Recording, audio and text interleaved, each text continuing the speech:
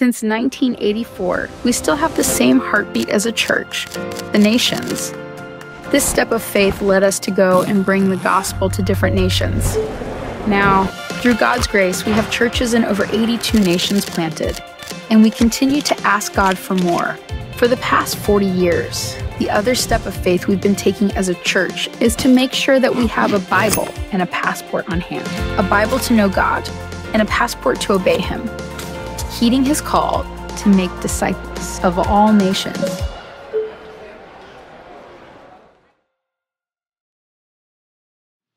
Good morning, everyone. Good morning, 10 a.m. service. Could you just greet your seatmates muna? Okay, just give them a high five. I know we went around a while ago to pray for one another. So once again, you just greet your seatmates. As Matt was sharing a while ago when we started our service this morning, today is our Mission Sunday. And as you've noticed, our music team with all their outfits, with all the world map na nasa lobby, by the way, a while ago. Today is our Mission Sunday. Now, by the way, before I forget also, I want to appreciate everyone for being early, for those who came in early for our service. Always a pleasure to see people do so, so thank you for that. Now, again, we're starting a new series today, okay? This is our new series. This is the first week of our series called A Bible and a Passport.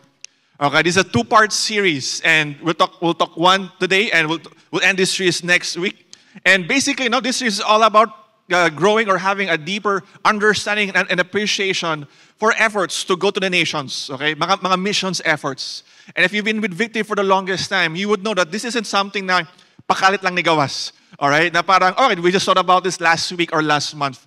For the longest time in our movement, going to the nations has always been ingrained or part of our church community. Pastor Steve Merrill, okay, once said, and I believe it was mentioned in a bumper video a while ago, that if you want to follow Jesus, you need a Bible. But if you want to make disciples of all nations, you will need a passport. All right? So a Bible and a passport. That is why that's the title of our series today, A Bible and a Passport. Now, speaking of our efforts to go to the nations, speaking of all of these things, a couple of things as well, para we would grow in our understanding and appreciation. Here in Muna, okay, here, at least in the local church, Victory Dumaguete, we also do things for the nations. Like, for example, every Thursday, when we have our whole church prayer, and how many here get to attend our whole church prayer, by the way?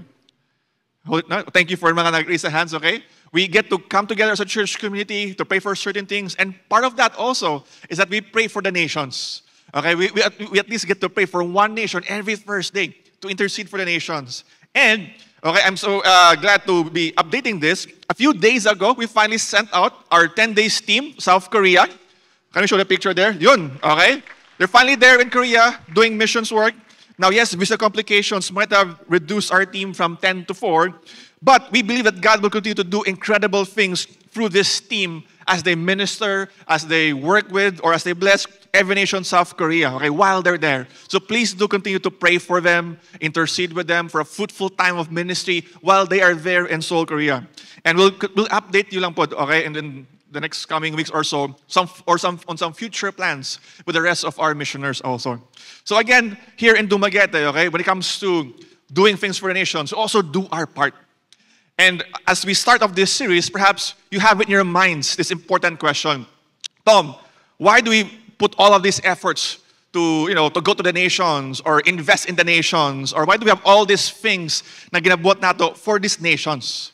Why not just, stick and focus to Dumaguete?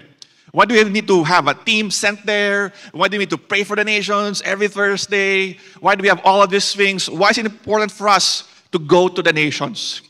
And to answer that, or to at least start answering that question, okay, our first topic today is entitled Know Him. Okay? And for today, I'm gonna be focusing or basing on one verse. Okay, one main verse, but napakalayang verses ipang mention. But I'll be focusing on one main verse for this morning. Okay? So if you have your Bibles with you, can you read it to John chapter 17, verse 3? John chapter 17, verse 3. And if you're there, can I request everyone to please stand in reverence of God's word as we read of it all together. It says here, and this is eternal life, that they know you, the only true God, and Jesus Christ, whom you have sent. Let me pray for all of us. Lord, thank you for this morning, Lord, that we get to talk about the importance and the weight of going to the nations, of bringing your word there. Lord, may you speak to our hearts, our minds today as we try to grapple this truth and the importance of doing so, Lord God. Lord, thank you for this morning. This we pray in Jesus' name. Amen. Amen. You may take your seats, everyone. So we're in John chapter 17, all right? And again, it's just one verse I only had in focus, but just a couple of context. Okay, kumbaga, John chapter 17, it's often called the high priestly prayer. And the whole chapter is basically Jesus praying. He prayed for himself, he prayed for different things. And interestingly also, this prayer includes for all believers, not just for the disciples at the time. So for all of us here today, okay, I might not be able to look into the entire chapter with the time that we have, but I highly encourage you to read that chapter, read John chapter 17, and guess what? This prayer is for all believers. So if you are a believer, I encourage you to read this chapter. Now, zeroing in chapter 3, it starts there with this interesting phrase or statement. Jesus says in his prayer, and this is eternal life. As we start answering that question on why it's important for us to go to the nations, I want to zero in on this phrase muna, eternal life. If you're a believer or you've been attending church, you would at least have heard this phrase perhaps, eternal life. Like the all famous verse in John chapter 3:16, for God so loved the world that he gave his only son, that whoever believes in him should not perish, but have eternal life. The phrase eternal life or life is a recurring idea or statement or phrase that's mentioned, at least in the book of John, okay, many, many times. Okay, like in John chapter 1:4, in him, pertaining to Jesus, was life, and the life was the light of men. Or at the end of the book of the gospel account according to John, it also mentions there that John wrote this book, okay? These were written so that you may believe that Jesus is the Christ, the Son of God, and that by believing you may have life in his name. And so John really puts it out there that, he wants us to understand about this life or eternal life. So why is it important? Okay, what does eternal life mean and what does this have to do with the nations? Ang importante ni siya. Let me break it down, okay? This phrase, eternal life, I will look at two words, eternal and life.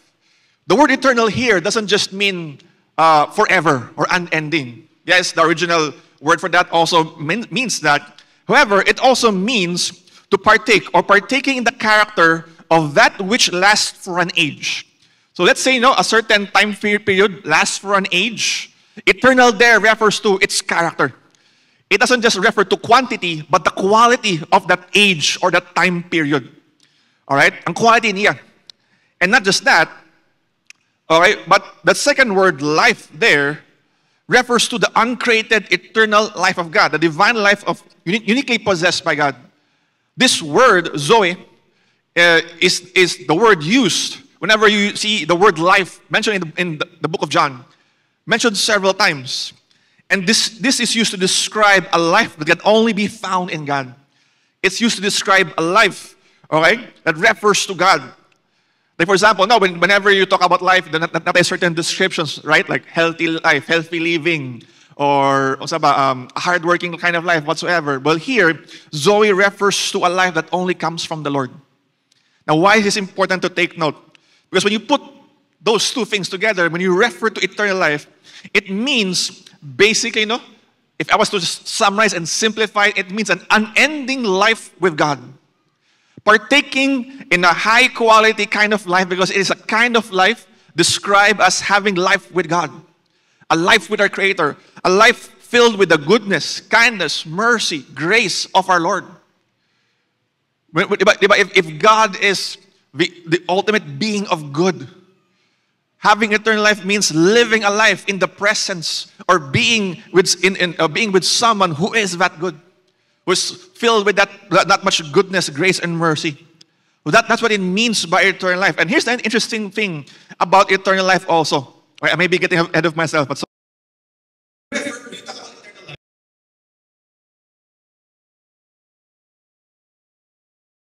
after we die. When we think of eternal life, we usually assume it as, mahitabo ni, when I physically die, and I'll be with God for the rest of eternity or something. But here's the interesting thing about eternal life. Eternal life doesn't happen after we die. Okay? Here's the thing about eternal life. We can have eternal life right now. Sugod karon. If you are a believer. And now what mean by that? It says here in John chapter 3, verse 36. Whoever believes in the Son has eternal life. Now, unya na ko lang ng word nga believe, but it says there no that he has eternal life. That's a present tense right there. In other verses of the Bible as well, present tense ginagamit. It didn't say there that whoever believes in the Son, okay, will have eternal life or had eternal life, can namatay na siya or something. My point is this, even as right now, as believers of God, we can have this eternal life. This awesome, amazing life with God that's filled with His goodness, His grace, His mercy, all of these things. Now I'm going to unpack more that later. How can we get this eternal life and why the nations need that? So again, that is eternal life. It happens even right now, and it will continue even after we physically die. It doesn't start when we die, but it continues. Okay? Even after we physically die, eternal life continues. Now, you might ask, okay, it's an incredible life with God, with our Creator. Now, why do the nations need this, Tom? Diba, some of the nations out there are better off compared to, let's say, the Philippines or something. I remember one time, I heard this story from someone. She was trying to preach the gospel or tell about God to someone. Okay, to a student, she was trying to reach out. And one of our premier schools in Manila. And the student responded with, oh, this is great, this is amazing, ate, but you can tell this to the poor. You can tell this to those who are in need, to those who are suffering. Whenever we talk about a life with God or, or all the things of God, I just give it to those na nangangailangan, those who are having a difficult time. Because this person was, may kaya, okay lang siya. She felt like okay lang life niya. She felt like she didn't need this. And so for some of us here today, we might think that, wait, is this needed in the nations out there, in the first world countries, in Europe, or in other nations? Do they need this eternal life ba? Is it needed? Kailangan ba niya siya? Well, to answer that question, okay, about eternal life, let me look into the opposite basically of eternal life as we look into the need of this eternal life. If eternal life is unending life with God, with His goodness, with His blessing, what is the opposite ba? Romans 6:23 tells us of this idea. For the wages of sin is death. Tell your seatmate, death. Alright? For the wages of sin is death. This doesn't pertain to physical death, but spiritual death.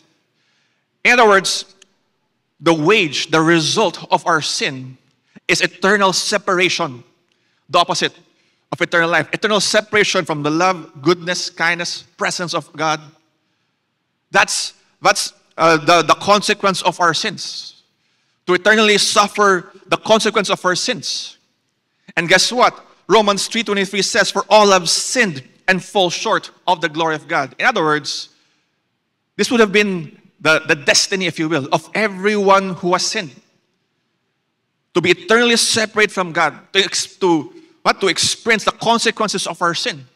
That is why, even right now, even in all the nations of the world, there are problems. That ang root cause ana sin issues gihapon.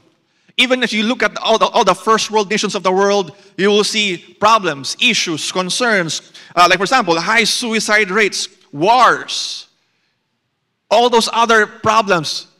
There is no nation out there in the world that doesn't face difficulties, challenges, problems. And the root causes of all those things are all because of our sins. In other words, for all of us here today, I want us to understand that eternal life is something we all need. That everyone in this world needs. Whether you're a Filipino or not, whether you come from a different nation, okay, or different ethnicity, doesn't matter what tribe, language, tongue you came from, we all need this eternal life. We all need it. Kailangan siya. Now the question now is, how do we get this eternal life? If this eternal life is this awesome life with God, with our Creator, filled with His blessings, unending, how do we do so? How do we get this kind of life? Unsaon nato na? Well, John chapter 17, verse 3 answers that, or tells us that. In verse 3, it says here, and this is eternal life. Okay, this is eternal life. That they what? That but they know you. But they know you. The only true God and Jesus Christ, whom you have sent. This is eternal life. That they know you and the only true God and Jesus Christ. In other words, for all of us here today, to know Jesus is to have eternal life. The secret, okay, to having this awesome, great kind of life is knowing Jesus. There's no like 12-step program. There's nothing like kailangan mo i-process or whatsoever. It's simply this, to know Jesus. Now, what does it mean to know Jesus ba? Because, we could just get our phones right now, do a quick search, do a Google search. That's Jesus. Or if you're a Filipino, at least once in your life, you probably heard the name of Jesus. We've all seen people wear shirts or caps na Jesus siguro nakabutang diha. So what does it mean to say here that, okay, we have to know Jesus? Does it simply mean to check or to know it in a way of information or intellectually? What does it mean? But here's the interesting thing about this phrase or word to know Jesus. See, what is being referred here is knowledge that goes beyond merely information.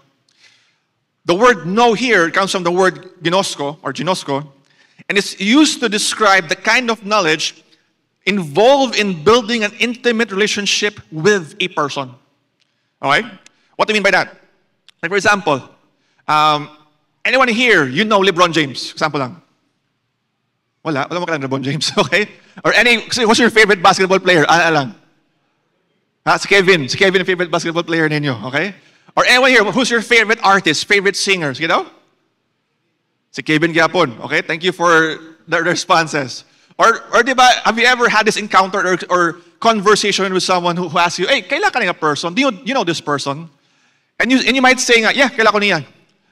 Okay? Or you would say nga, kaila ko niya, per dili mi kaila jud. Okay? But women now, we know them by name, we know them by face, we've heard about them, we've seen them, but we don't really know them. The same way that if I were to ask you, do you know LeBron James? Do you know Taylor Swift? Do you know some other famous celebrity? Okay, or in the Philippines, you would say, yeah, we know these people. We've seen them post on Facebook, whatsoever, but we don't really know them. Okay? As compared to having a chat with them, sitting down with them, spending time with them, or having memories with them, we don't have that. Now, why am I saying these things? Because when it talks about knowing Jesus, it describes that kind of knowing Jesus. It's not merely intellectual. It's not merely information. It's having an intimate knowledge of who Jesus is. In fact, this is how intimate this word ginosko is. This word ginosko is often used to describe the relations, okay, the sexual relations between a husband and a wife. Like Mary, when he said in Luke chapter 1, verse 34, in the King James version, then Mary said unto the angel, how shall this be, seeing I know not a man? Luke 1, verse 34. How can this be that seeing I know not a man? Okay? She uses the word know right there because it describes an intimate knowing or knowledge of someone na dili mo mag-Google search lang. Dili mo ma-know in a cursory glance lang. An intimate knowledge with someone. And so the same way when it comes to Jesus, we are to know Him that way. Not merely intellectually, not merely through Google or internet, but here's a question for us. When we talk about having eternal life, it means to know Him intimately. To know Him intimately. And so for us here today, if you're not yet a believer, do we know Jesus intimately? Do we know Him more than just a Bible character, more than just the name printed on shirts or on caps nga makita nato from certain Christians wearing it? Do we know Him more than just the name being mentioned on lyrics on certain songs? Do we know Jesus like we know someone close to us, like our friends, like our relatives, like our family members? Do we have that intimate knowledge of who Jesus is? That's what it means to know Him. Now, if you're wondering naman, okay, how do we get to know Jesus intimately? How do we do so? If someone wants to do that, this is where the Word of God comes in. This is why our series is called A Bible and a Passport. Because the best way for us to know Jesus, to know our Lord Jesus, is through His Word. 1 John chapter 2, verse 3 to 6, it says here, "And by this we know that we have come to know him, if we keep his commandments." Now, how will you know if you're keeping his commandments, his rules, or statutes, if you haven't read his word? "Whoever says, 'I know him,' but does not keep his commandments is a liar, and the truth is not in him. Whatever keeps his word, in him truly the love of God is perfected. By this we know that we are in him. Whoever says he abides in him ought to walk in the same way in which he walked." Kaya kailangan ang word ni God. That's why the Bible is needed. This is why the preaching of God's word to the nations is crucial. Because here in the Philippines, we are open to, buy a Bible. Get God's word. Download it from an app. Read it. Share it with people. But guess what? This isn't the case for all the nations of the world out there. In some nations of the world, you do not have direct access to God's word or to the Bible. That is why some missionaries, some movements, some organizations have to bring in a Bible, secretly to those nations. Because how will these people know of Jesus? When you think about this, if the only way to have eternal life is through Jesus, there's no other way. The Bible says that he is the way, the truth, and the life.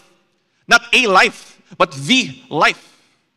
Jesus is the only way to know or to have eternal life. And so if that is the only way, this church should reinforce in our hearts and our minds the urgency, the importance of going to the nations, because there is no other way for people to have eternal life. There is no other way for them to know about God, to hear the gospel, to know about what Christ did for them. Romans 10, verse 11 to 14 says, "For the scripture says, everyone who believes in him will not be put to shame. For there's no distinction between Jew and Greek. For the same Lord is Lord of all, bestowing all his riches on all who can call on him. For everyone who calls on the name of the Lord will be saved. How then will they call on him in whom they have not believed? And how are they to believe in him of whom they have never heard?" The summary of this passage: how will these people know of Jesus? How will these people, have this intimate knowledge or communion or relationship with Jesus? How will they believe in him? And how will they be saved? How will they hear of God's word if no one will go out there and preach God's word and the gospel to them?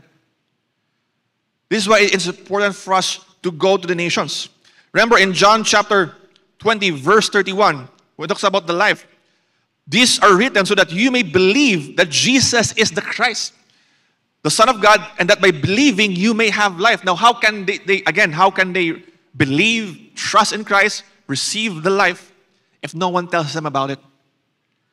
Again, here in the Philippines, we're very fortunate that we grew up in a society that's, religious, if I may say. We are familiar at least about God, about Jesus. But again, guess what? When you go to the other nations, it's not always the case.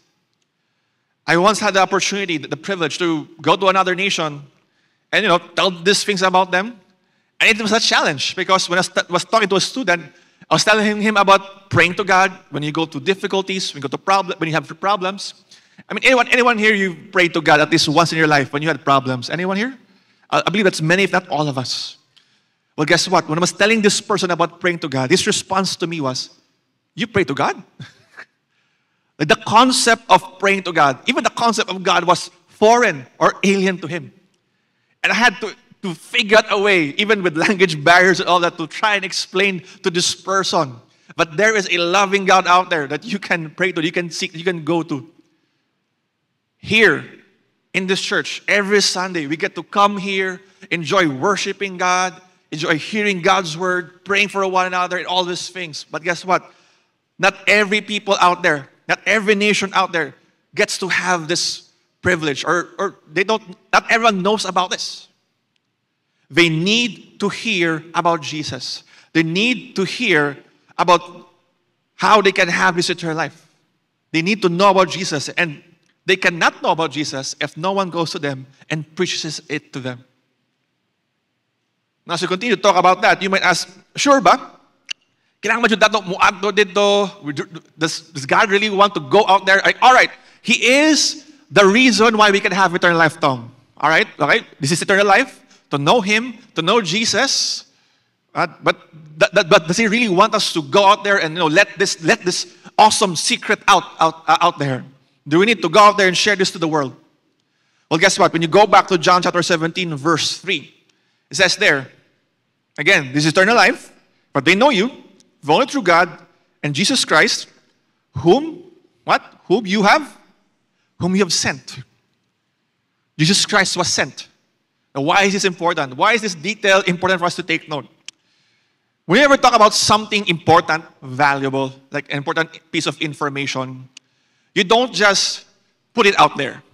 Like for example, let's say your what you call that? Your PIN number of your ATM. PIN number tawag ano? PIN number tawag? Yeah. Diba? No one here just openly tells it to people, hey, my PIN number is 1234 or whatsoever. You don't post about it. Or for example, if you have certain jewelry, something valuable, you keep it, protected. Everything that is valuable, you keep it hidden, you keep it protected. In banks, they have vaults, they lock up money and all that. That's just generally the thought, okay, or the rationale. Whenever something is valuable, important, you keep it. You keep it well protected. However, when it comes to Jesus, and interestingly, Him being the source of this eternal life that no one else can give, Him who is the life, that no one else can have this. There's no other way to gain or to have this eternal life apart from Christ. Guess what? It says here that He was sent. He wasn't held back and kept secret. No, it says here that He was sent out there. Remember, John 3:16 says, "For God so loved the world that He what?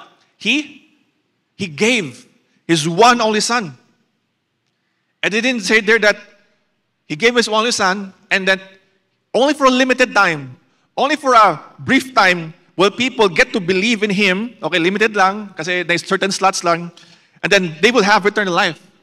But it says there, whoever believes in Him should not perish but have eternal life. Because Jesus came into this world, He wants the world to know Him. Church, if ever there was a question in our minds, now, okay, does God want this ba? Baka it's just a victory thing lang. Baka we're just forcing it lang to go to the nations. All right, importante mo know Jesus, but maybe they'll figure it out on their own. Maybe we'll just leave it to the Christians of that nation lang. I mean, they're churches of that nation anyway. Why do we need to go there? Why do we need to go to nations? Guess what? He wants the world to know Him. He was sent into the world. If God didn't want the nations of the world, if He didn't want other people to know about Jesus, then He would have been kept hidden and we wouldn't know about it. Look at this in Philippians chapter 1 verse 18. The Apostle Paul, while he was in prison, whether in a typical prison or in house arrest, basta nakapriso siya, says here, he was writing to the Philippian church that while he was in prison, it was leading to more people getting to know about Jesus. While he was in prison, people were getting emboldened in preaching the gospel. Yes, some out of selfish reasons. Still, they preached about Jesus to people. And this was his statement in verse 18. It says there, what then? Okay? Only that in every way, whether in pretense or in truth, Christ is proclaimed, and in that I rejoice. What did Paul say? That Christ is being kept secret from everyone else, from all the Romans, because they imprisoned me. So we'll just leave it to those outside in Rome? No. In the heart of Rome, okay, while he was in prison at this time, Christ was being proclaimed. Proclaimed. Ginashakit, gina-talked about, gina-preached about. If the believers were alive at this time, it's like they were posting about it, they were live streaming about it, they were telling their mga kailan nila about Jesus. The idea of who Jesus was not being kept from people. It was proclaimed. And what was Paul's response to hearing that Jesus was proclaimed? He says that I rejoice. Paul did not mourn because, the secret's out. I hope that only us Jewish people could have heard about Jesus. Now more and more people are now hearing about Jesus. No. Christ was proclaimed and He was rejoicing. And for all of us here today, whenever we hear reports, updates of God's kingdom advancing in the nations, okay? And if you want to hear about that, join our whole church prayer. We get to pray about their efforts, their activities, what's going on in the other churches in the nations. Whenever we hear about, at least every life, hearing about God's word in those other nations, we should rejoice. Every Mission Sunday, when we hear those updates, when you see those videos of people getting baptized, of people hearing the gospel, of our missionaries going to the campuses, reaching out to students, we should rejoice, just like Paul. Why? Because it's not because we're advancing the name of Victory of our Every Nation Ministries. It's not that. Because as these missionaries do so, they are proclaiming Jesus.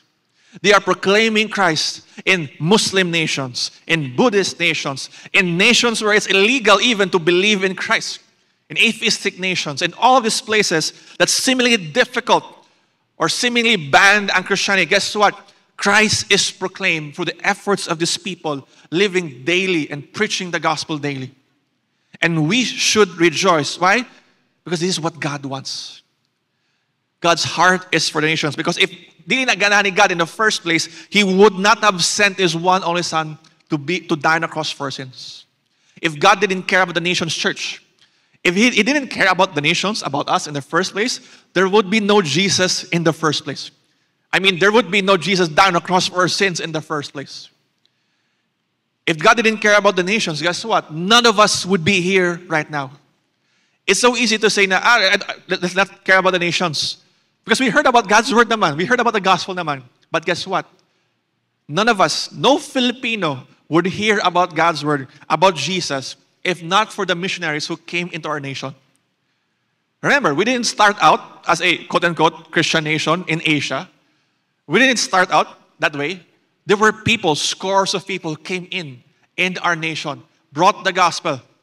Where the time of the Spanish, or right after the certain wars that happened throughout our history, the point is, people came here in our nation and brought the news about Jesus here in our nation. And now, guess what?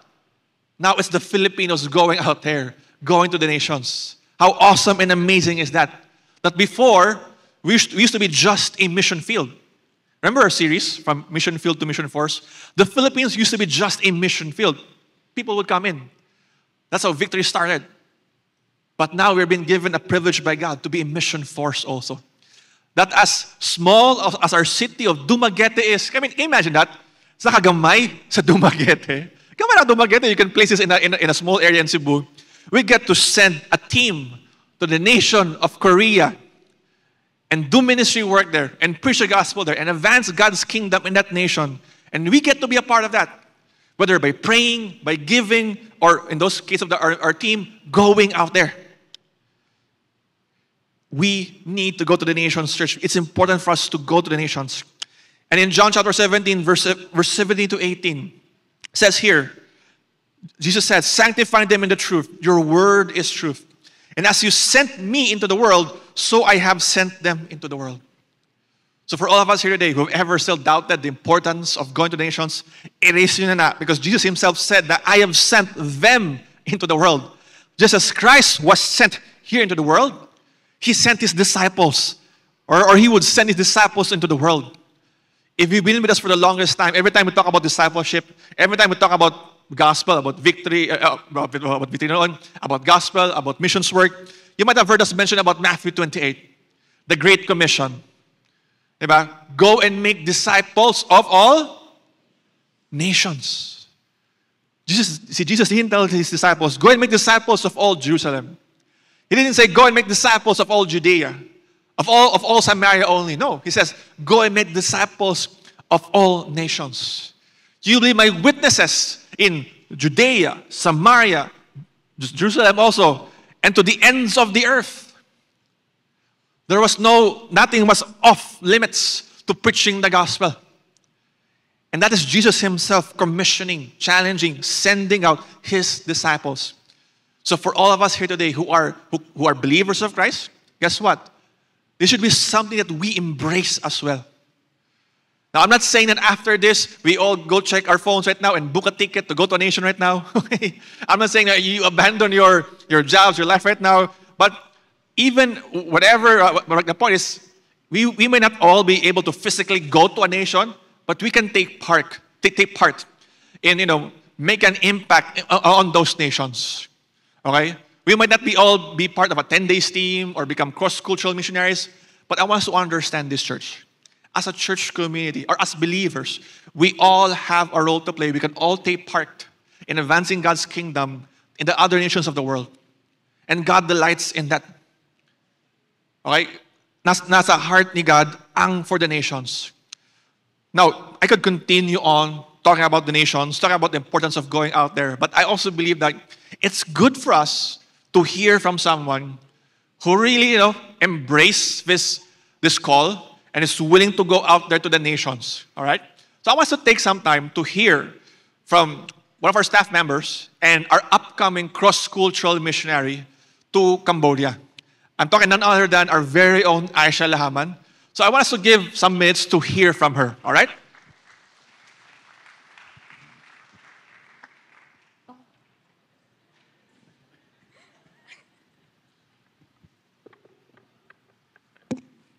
Thank you so much, Pastor Tom, for really expounding the heart of Jesus Christ for the Great Commission.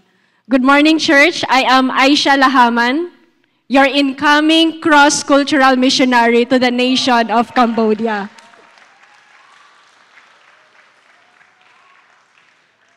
To give you a brief background of myself, when I met Jesus Christ personally way back in 2013, I became passionate about sharing the gospel. Just as how the gospel changed me, I wanted to witness lives being transformed through the gospel. So last 2017, Victory Dumaguete announced the 10 days mission trip. And I silently prayed to God, Lord, whatever will be the nation, I want to experience it. I want to go. Let your will be done. And then it happened. And it was the nation of Cambodia. I was part of the team who went to Battambang, and it was a very meaningful, purposeful, and unforgettable experience. It was so clear in my memory that time, church, that right after our 10-day trip when we landed in Philippines, I cried for many days, weeks, because I want to go back. I want to stay longer. I want to serve in the church. But I have to come back here. I have work. I have my family. And after that, I focused myself serving in the campus ministry here in Victory Dumaguete, and at the same time, working in my secular job. For quite some time, I've forgotten about Cambodia. I was busy. Then pandemic came. During this time, there was a desire again to explore the world, live in a different culture, and engage in a community. I asked God, Lord, if you bring me to another nation, make it purposeful. Make it purposeful, Lord. It's not about me, but make it for your glory alone. The world is big. Bring me to the world where you wanted me to go. I have my passport with me. Validity is until 2029. Why not make most out of it? I seek God's word for confirmation, for guidance, which nation, where should I go? When should I go? And God is faithful. When we seek Him, He answers. Then I saw Cambodia again in my dreams. And I received confirmation from the Word.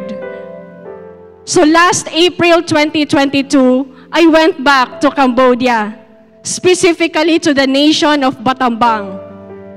I went there with an intention to help out our Every Nation church plant and work as a foreign teacher.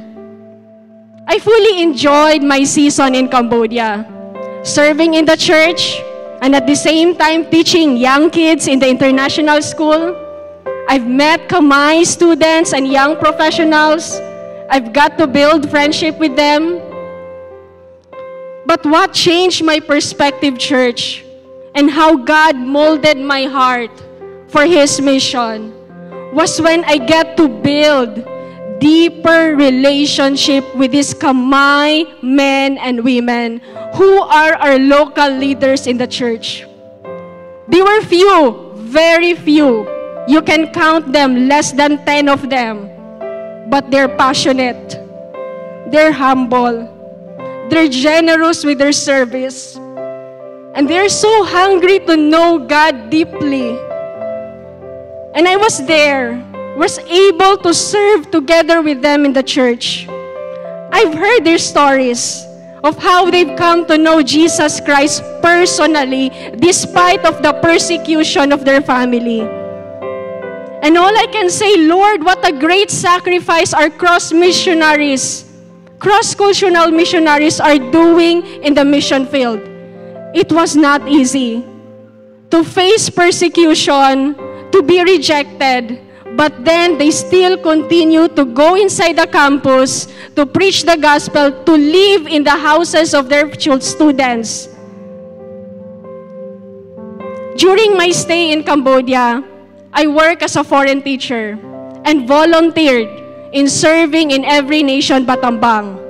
I serve in different ministries, just like what we do here in Victory Dumaguete. I serve as a kids teacher coordinator. I joined the prayer ministry. I volunteered teaching English classes for free because that's their way to engage students in the campus.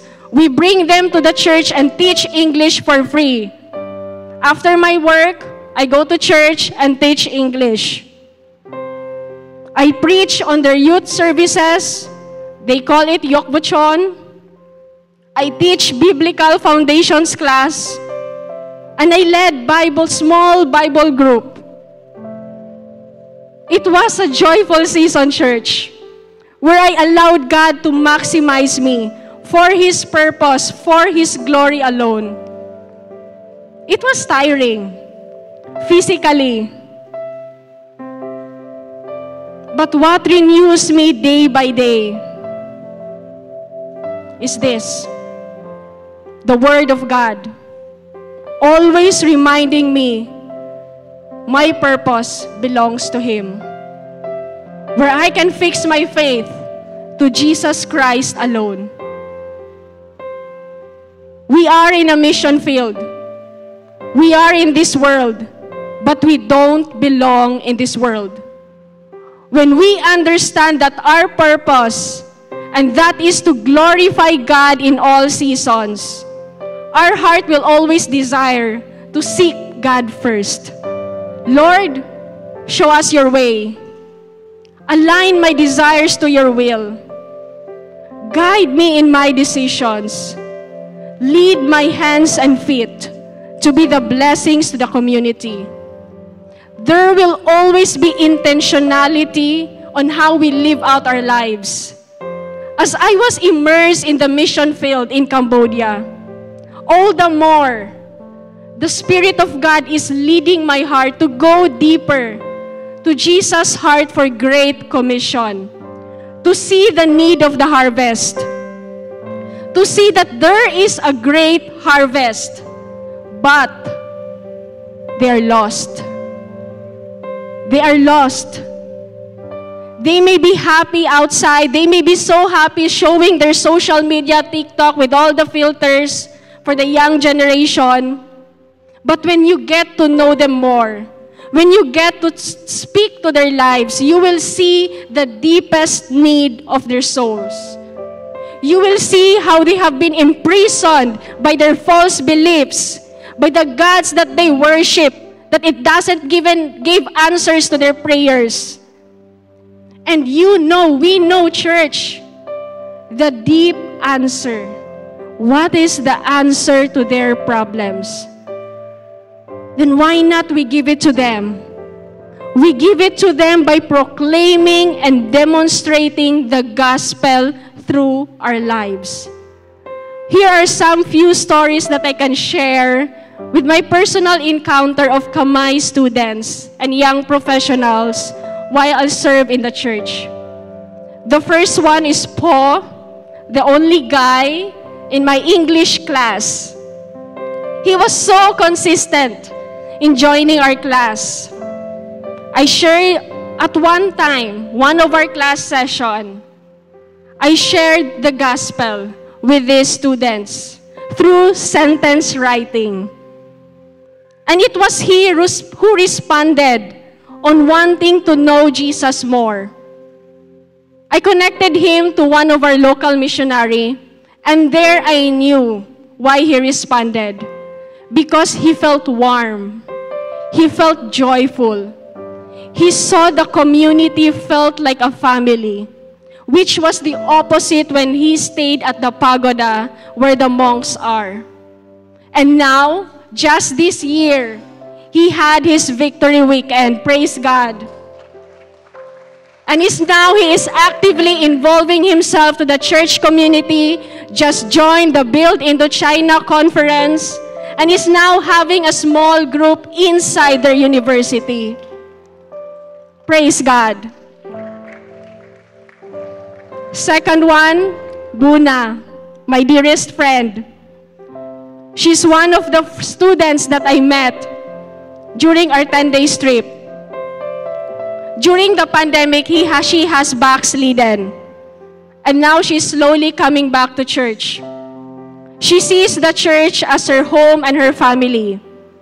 And after our English class, we would hang out together. And sometimes she asked, before I left Cambodia, Ate, why did you come back here to Cambodia?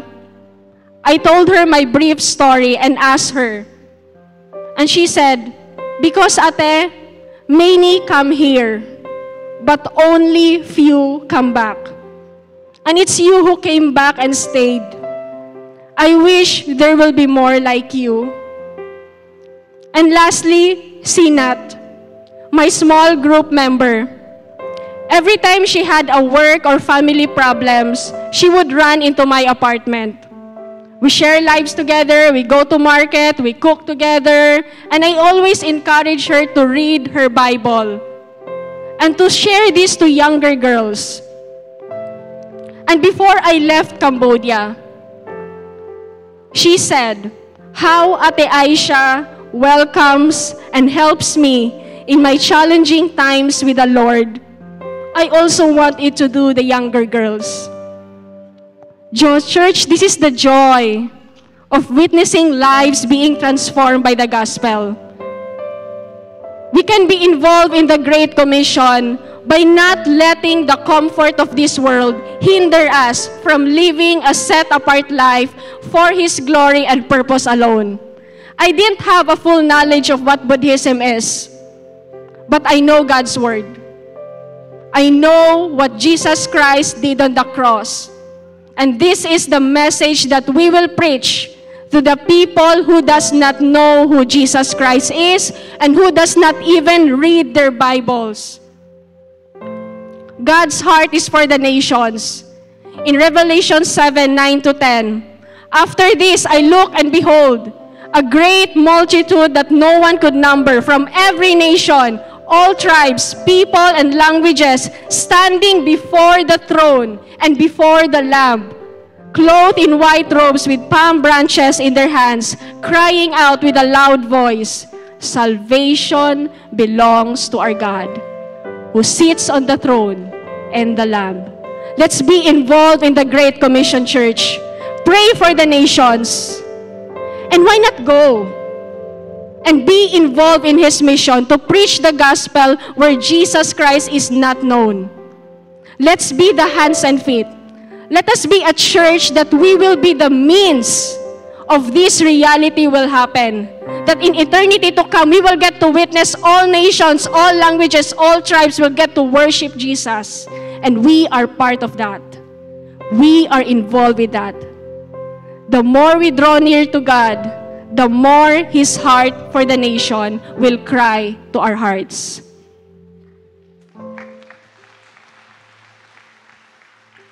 Let me show appreciation to Aisha once again, everyone. Wow, amazing stories. And that's just one. They come from one person lang na. Again, how many nations we have in this world, how many missionaries and stories like that are happening.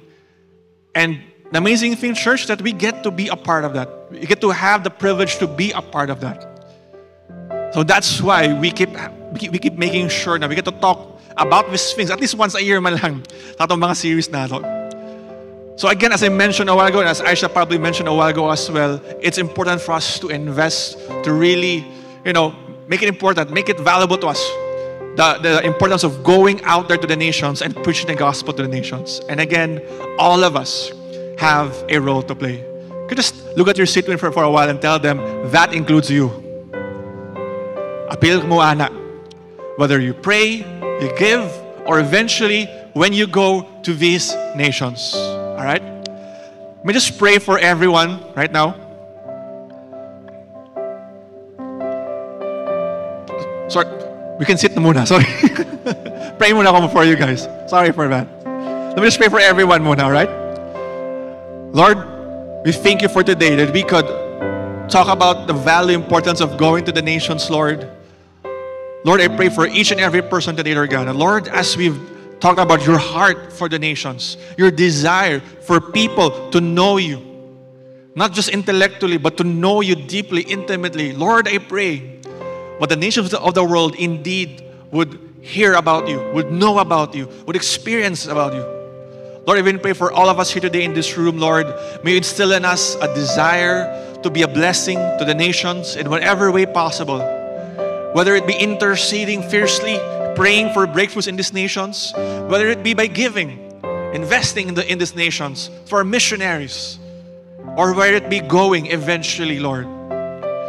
Lord, I pray that we will be a church that values the nations. We will be a church that wants to make an impact on those nations. As I keep praying for all of us here today, we don't usually do this, but I want to pray for some of us here today while heads are bowed down, eyes are closed.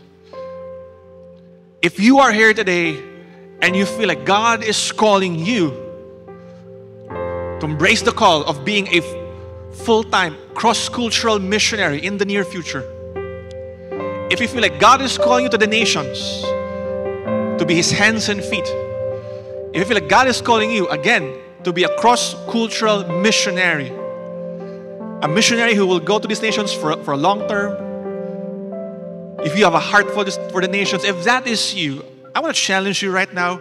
Could you just stand up on your feet? Not minding your seatmates, not minding those around you. If you feel like God is calling you to go to these nations, stand up on your feet right now. Let me pray for you. Lord, you see these people, Lord God, who are standing in faith, Lord. There may be questions, there may be uncertainties, they may be wondering, how can this happen and all that, but Lord, nonetheless, the fact remains, you called them, Lord. You've called them to go there to the nations full-time, someday. You've called them to be a blessing to these nations. You've called them to be your hands and feet, to be your ambassadors, to bring the gospel to these nations, Lord God. And Lord God, I pray for them, Lord God. Lord, may you make their path straight, Lord God. May you give direction and clarity for them on what will happen. May you enable them, Lord God, may you continue to instill and fan the flame, Lord, of that desire to go to these nations and be a blessing to these nations. Lord, I pray that this will not be some fleeting thing lang that they've thought of, but Lord, this will be the start of a journey of going to these nations, Lord God. And again, bringing your kingdom, advancing your kingdom to these nations. Lord, we thank you. We give you all the glory and the praise. In Jesus' name, amen, amen. You may take your seats, everyone. Just before we end lang, again, if you were standing a while ago, just bear with me for a while lang. If you were standing a while ago, I had encouraged you not to leave this place without approaching Aisha or approaching any of our ministers. Matt is here, Mark is here. Approach us. Because we would love to help with you, stand with you on what's next ba? Or what can you do? Because again, we don't expect you nga tomorrow, book na mag-flight at mag-lang nasod. Okay? So that entails conversations, separations, and all of those things. So we would want to help with you and sit down with you. So approach these people right after the service. Okay ba? Can I request everyone to please stand as we sing the doxology all together?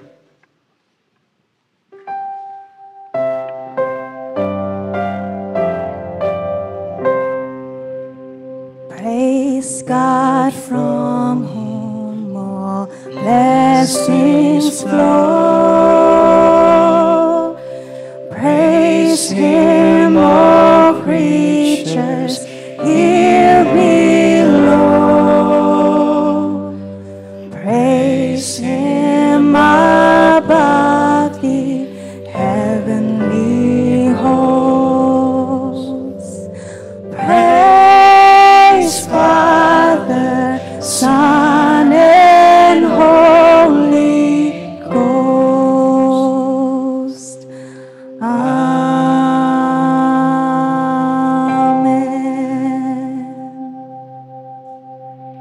Let me just close this in prayer for everyone.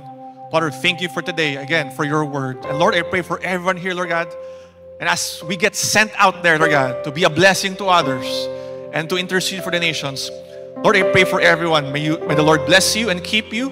May the Lord make His face shine on you and be gracious to you. May the Lord turn His face toward you and give you peace this very week.